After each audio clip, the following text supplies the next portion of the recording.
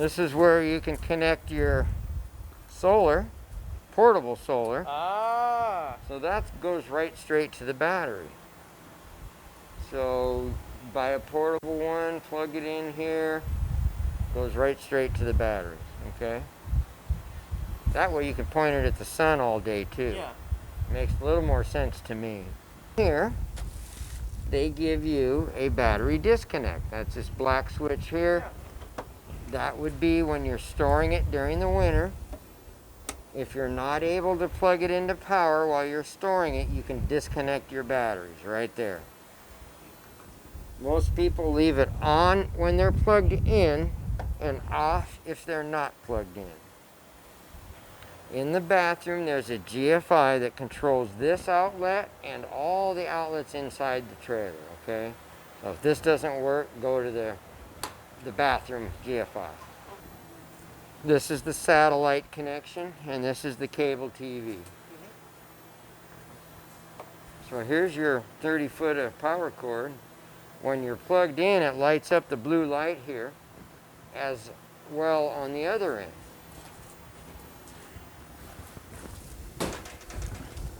Blue light. Yep. So this is yours. When you pull into a campground, they're probably going to have this on a post for you. That's 30 amps, 110. Yep. If they don't have that, you're going to have your adapter that you pull out that goes down to 20 amps, which is just a little bit different connection. You might even have one here, yes. So maybe you could buy one of these from us. And this is 30 amps down to your standard household 20 amps. So this would be a must for you, okay? Okay.